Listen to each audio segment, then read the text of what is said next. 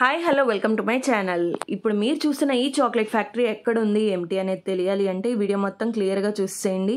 అప్పుడే మీకు క్లియర్గా తెలుస్తుంది. ఈ చాక్లెట్ ఫ్యాక్టరీ ఎంట్రన్స్ అంతా కూడా చక్కగా చాక్లెట్ ఇమోజీస్తో చాలా బాగా డెకరేట్ చేశారు. ఎంట్రన్స్ నుండి లోపలికి వెళ్తే ఇలా సైడ్ చాక్లెట్ పాట్స్తో ట్రీస్ అనేవి ఉంటాయి.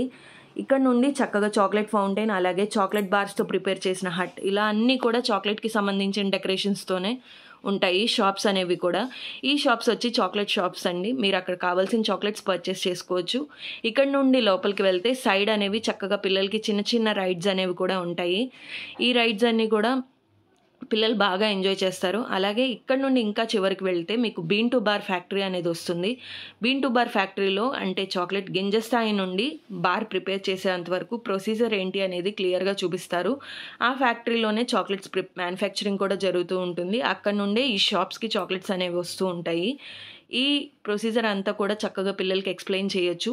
చాలా బాగుంటుంది, చాలా ఫన్గా ఉంటుంది. అలాగే మీరు తీసుకున్న టికెట్ కానీ ఇక్కడ చూపిస్తే మీకు ఒక చాక్లెట్ అనేది కూడా శాంపిల్ టేస్ట్కి ఇస్తారు ఫ్రీగానే.